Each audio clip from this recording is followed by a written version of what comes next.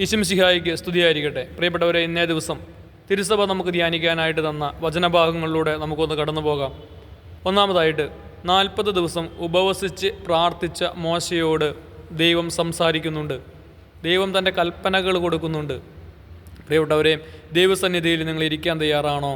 ദൈവത്തിൻ്റെ സ്വരം കേൾക്കാനായിട്ട് നമുക്ക് സാധിക്കും.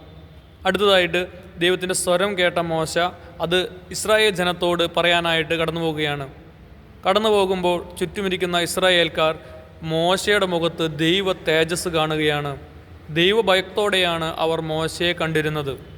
പ്രിയപ്പെട്ടവരെ, നിങ്ങളായിരിക്കുന്ന ഇടങ്ങളിൽ നിങ്ങളുടെ ജീവിതത്തിൽ ദൈവസന്നിധിയിലിരുന്ന് ദൈവത്തിൻ്റെ സ്വരം കേൾക്കുന്നവരാണെങ്കിൽ ചുറ്റുമുള്ളവർ നിങ്ങളെ ദൈവഭയത്തോടെയാണ് കാണാനായിട്ട് സാധിക്കുക. അവർ നിങ്ങളിൽ ദൈവത്തിൻ്റെ തേജസ് കണ്ടെത്താനായിട്ട് കഴിയും.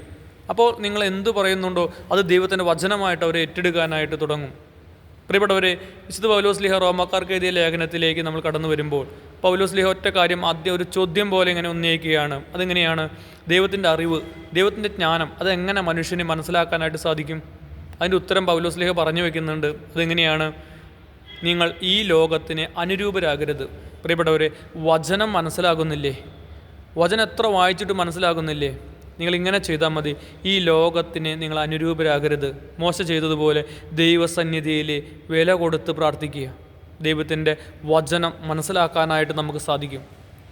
അതിനുശേഷം പ്രിയപ്പെട്ടവരെ, സുവിശേഷത്തിലേക്ക് വരുമ്പോൾ ലൂക്കാ സുവിശേഷകൻ നല്ലൊരു ഭവനത്തെ നമുക്ക് കാട്ടിത്തരികയാണ്.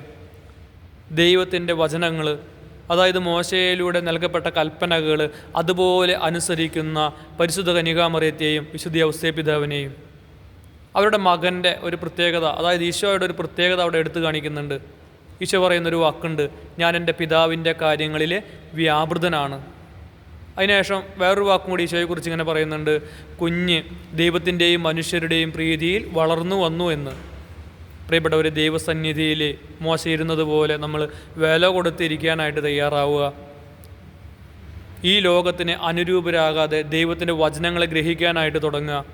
നമ്മുടെ ഭവനം അനുഗ്രഹിക്കപ്പെടും, നമ്മുടെ മക്കൾ അനുഗ്രഹിക്കപ്പെടും, നമുക്ക് കാണാനായിട്ട് സാധിക്കും.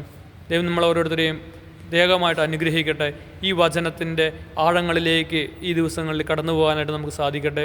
ആമേൻ.